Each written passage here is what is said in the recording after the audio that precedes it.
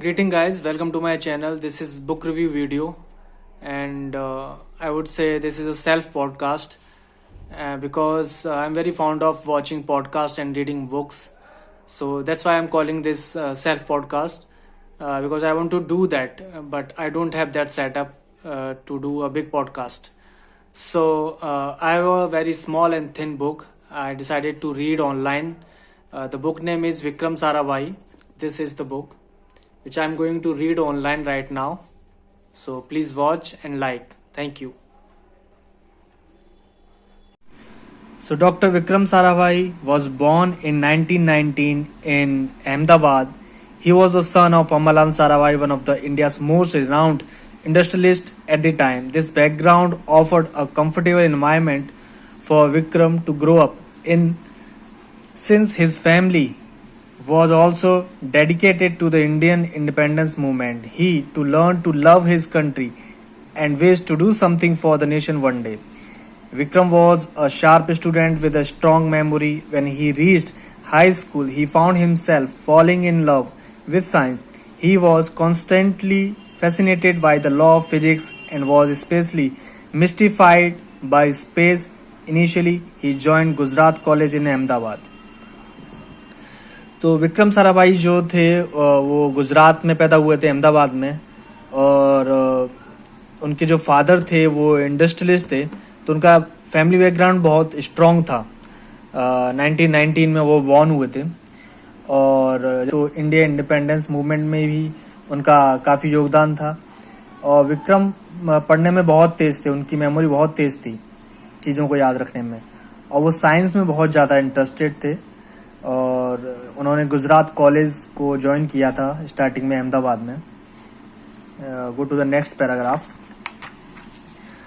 So but found that the resources available at Cambridge University were much more suitable for his endeavours.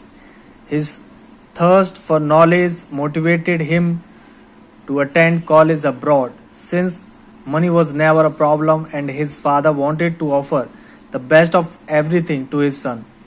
Vikram flew to England and picked natural science. तो जैसे कि बताया family काफ़ी strong थी, तो वो London चले गए थे पढ़ने के लिए, क्योंकि उनको दिखा कि यहाँ पे जो फैसिलिटीज़ उनको चाहिए पढ़ने के लिए वो अवेलेबल नहीं है। और इंग्लैंड जाके उन्होंने नेचुरल साइंस को अपना सब्जेक्ट चूज़ किया। He had the best time learning from some of the most renowned professors and studying in an environment favorable for owning the best scientists.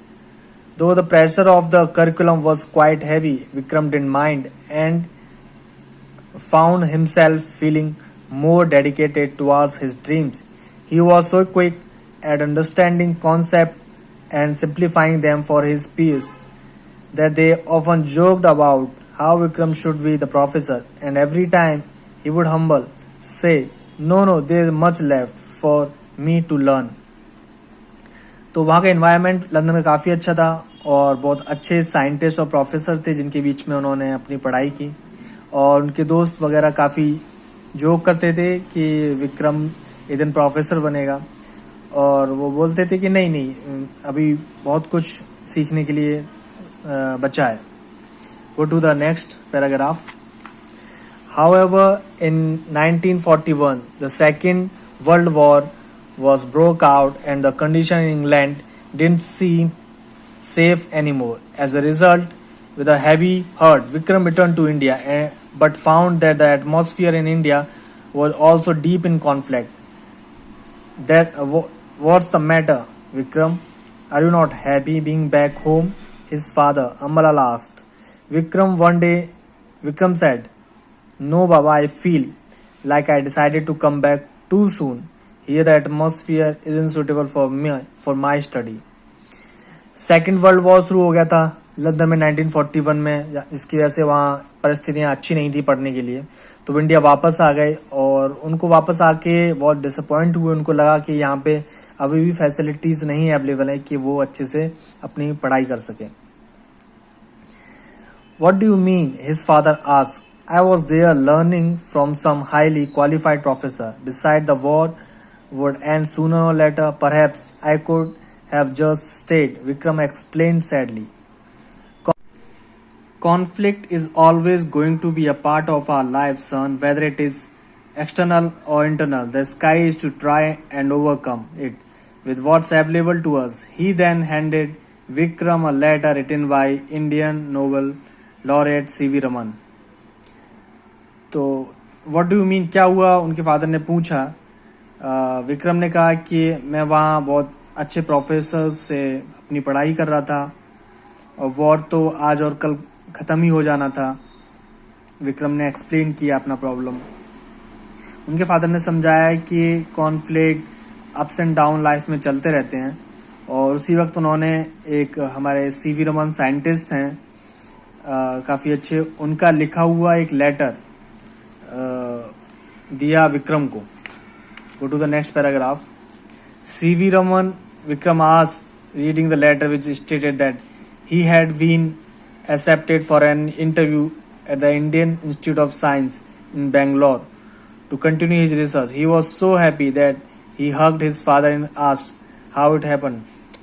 तो जो लेटर उनको मिला वो पढ़ के बहुत खुश हुए. उन्होंने उसका इंटरव्यू एक्सेप्ट किया जिसके लिए वो इंस्टीट्यूट ज्वाइन करेंगे बेंगलोर में, और बहुत खुश हुए. उन्होंने अपने फादर को गले लगाया.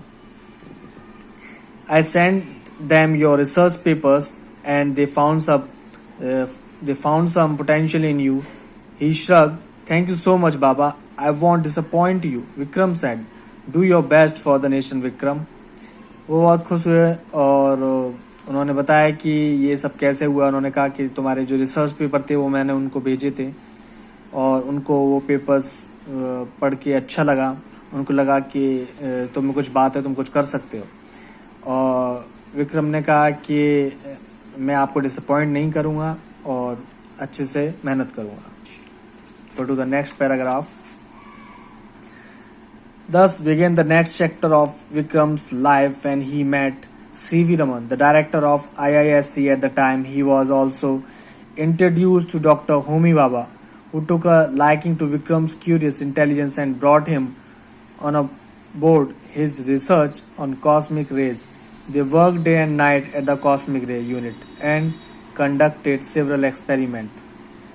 तो विक्रम C.V. रमन से मिलकर उन्होंने अपनी रिसर्च चालू की, जो कि C.V. रमन डायरेक्टर थे IISc के, और होमी बाबा हमारे एक साइंटिस्ट हैं, उससे मिलाया उनको और उन्होंने कॉस्मिक रेज के ऊपर अपनी एक्सपेरिमेंट शुरू की वहाँ पे. Vikram found that IISc was giving him more satisfaction than Cambridge University in 1947. He earned his PhD for his thesis on cosmic ray investigations in tropical latitude and found the physical research laboratory which became the first significant pillar of space science in India. Vikram ने देखा कि वो यहाँ पे बहुत satisfy है. इतना satisfy वो कैम्ब्रिज यूनिवर्सिटी में नहीं था और यहीं पे उसने अपनी PhD कंप्लीट की, जो कि रिसर्च थी on cosmic ray investigation in tropical latitude. Go to the next paragraph. Vikram's fascination for space only kept intensifying over the years after India gained independence. He insisted that the Indian government launch an organization that specifically dealt with astrophysics. He convinced Prime Minister Jawaharlal Nehru. Vikram ने decide किया कि एक organisation होना चाहिए हमारे country में जो कि रिसर्च करेगा एस्ट्रोफिजिक्स, एंड उन्होंने प्राइम मिनिस्टर जवाहरलाल नेहरू को भी कन्विंस कर लिया उसके लिए. A body would act as a catalyst in India's overall development. Thus, the Indian Space Research Organization (ISRO) was established in Bangalore in 1969, and Vikram Sarabhai was made the chairman. Vikram Sarabhai को chairman बनाया और हमारा ISRO launch हुआ, establish हुआ एक organisation ISRO 1969 में बेंगलोर में. Vikram, along with other scientists at ISRO, went on to pioneer the creation of Aryabhat, India's first satellite. Vikram ने इसरो में इंडिया का पहला सैटेलाइट बनाया जिसका नाम था Aryabhata. It was because of him that India's potential in space research gained light. It was awarded the Padma Vibhushan for his life's work.